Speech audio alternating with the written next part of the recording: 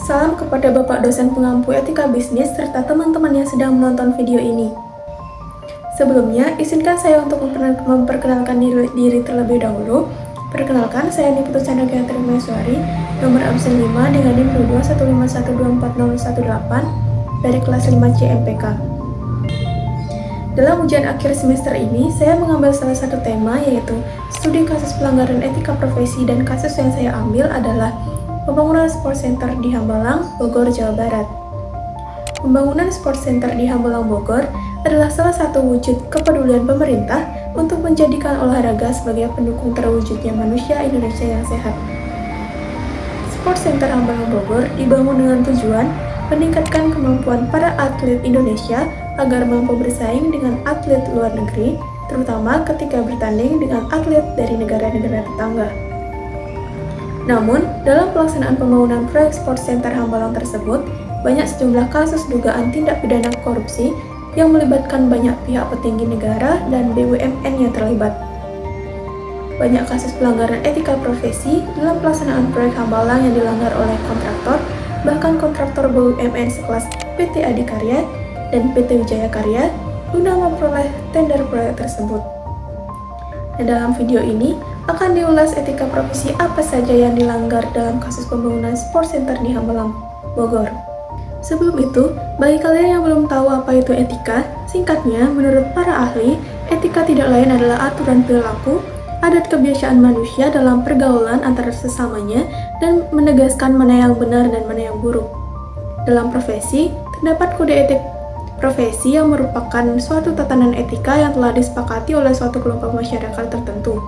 Kode etik umumnya termasuk dalam norma sosial, namun bila ada kode etik yang memiliki sanksi yang agak berat, maka termasuk dalam kategori norma hukum. Dan mari kita bahas apa saja pelanggaran etika yang terjadi pada kasus ini. Yang pertama, ketidakjujuran hasil survei, yang menyatakan bahwa lokasi Hambalang tidak layak dibangun kompleks sport center.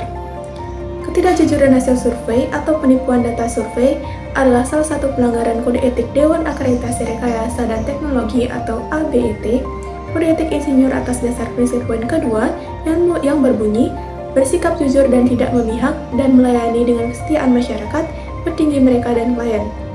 Dalam hal ini, konsultan perencana tidak bertindak jujur, tidak menunjukkan hasil survei yang sebenarnya karena pada kawasan Hambalang tidak layak untuk dibangun gedung sarana olahraga sport center. Karena pada kenyataannya, sebagian lahan proyek pusat pendidikan dan pelatihan sarana olahraga Hambalang ternyata memiliki struktur tanah yang tidak stabil.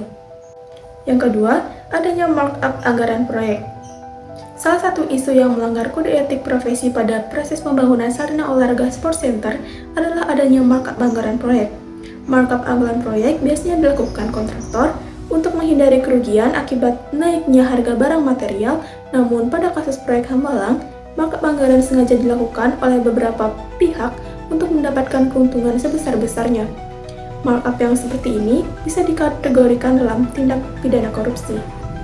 Dan yang ketiga adalah pelanggaran prinsip dasar dan etika.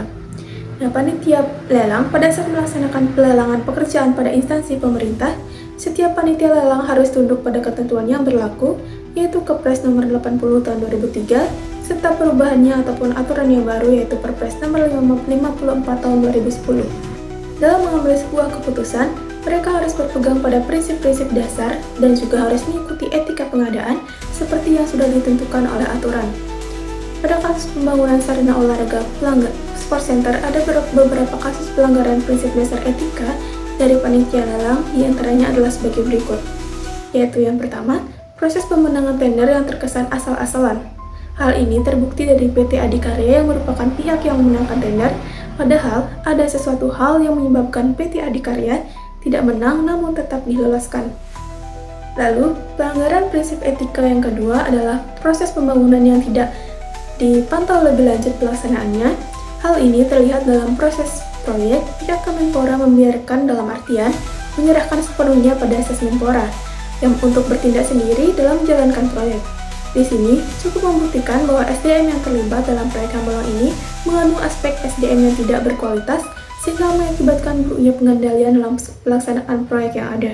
Lalu pelanggaran kode etik yang ketiga adalah dalam proyek pembangunan sarana olahraga sport center, Pihak yang memenangkan tender yaitu PT Adikarya mensubkontrakkan kembali PT yang lain dalam pembangunannya.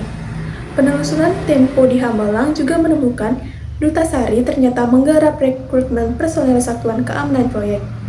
Pekerjaan Duta Sari pun ada yang disubkontrakkan lagi ke perusahaan lain, antara lain PT Kurnia Mutu yang menyuplai pipa tembaga untuk penyejuk udara dan PT Bestindo Aquatek Sejahtera yang menyediakan sistem pengolahan limbah domestik. Nah, dari pembahasan di atas, maka dapat disimpulkan bahwa etika tidak lain adalah aturan perilaku, adat kebiasaan manusia dalam pergaulan antara sesamanya yang menegaskan mana yang benar dan mana yang buruk. Kode etik juga dapat diartikan sebagai pola aturan, tata cara, tanda, pedoman etis dalam melakukan suatu kegiatan atau pekerjaan. Kode etik merupakan pola aturan atau tata cara sebagai pedoman berperilaku. Lalu, banyak sekali pelanggaran-pelanggaran dalam kasus proyek Hambalang ini ditemukan prosedur-prosedur yang tidak sesuai dengan prosedur yang seharusnya. Lalu, adanya markup anggaran pada kasus proyek Hambalang. Markup anggaran sengaja dilakukan oleh beberapa pihak untuk mendapatkan keuntungan sebesar-besarnya demi kepentingan pribadi. Lalu, ketidakjujuran hasil survei atau penipuan data survei yang merupakan pelanggaran Dewan Akreditasi Rekayasa dan Teknologi atau ABIT. Dan sekian dari saya, apabila terdapat kesalahan pengucapan ataupun penyebutan, saya mohon maaf yang sebesar-besarnya. Akhir kata, saya tutup dengan salam.